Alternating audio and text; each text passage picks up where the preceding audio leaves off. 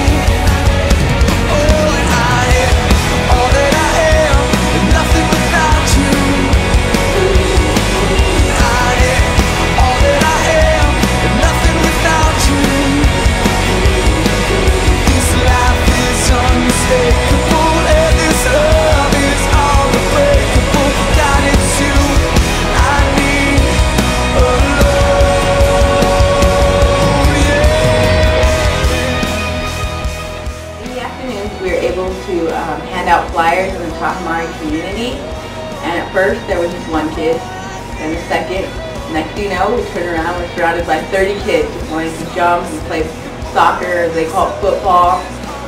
And at first they were a little standoffish, and then you gave one kid a hug, and then all 30 of them wanted a hug. And so in this handing out flyers, it was for the big fiesta day on Thursday, and even the kids were banging on doors. They'd find like a person walking the street and they're like, hey, come. And we got some fiesta on Thursday, and all those kids were like, they came and they were like helping us set up. And Chris, one of the people in charge of Lightshine, turns to the kids and say, okay, go grab all your friends, come bring them in. And we're just like, no idea what to expect. And then we just turn around and there's like hundreds of people coming into the food, and we're breaking up, handing out bracelets, and then they were doing face painting, and Port and Yellow was being bombarded with balloon figures.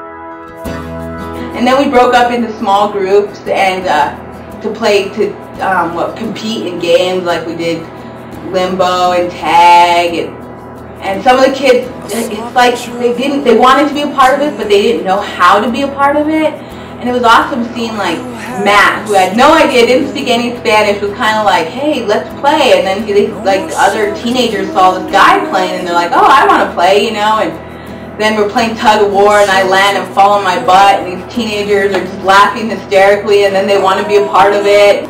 Just getting them involved. There was no, like, I was concerned, like, are we going to have fighting? Are we going to have, and like, there was nothing. There was just laughter and good times. And they just, you know, you sit down, and next thing you know, you have 20 kids piled on top of you, and you're just trying to just love on them all.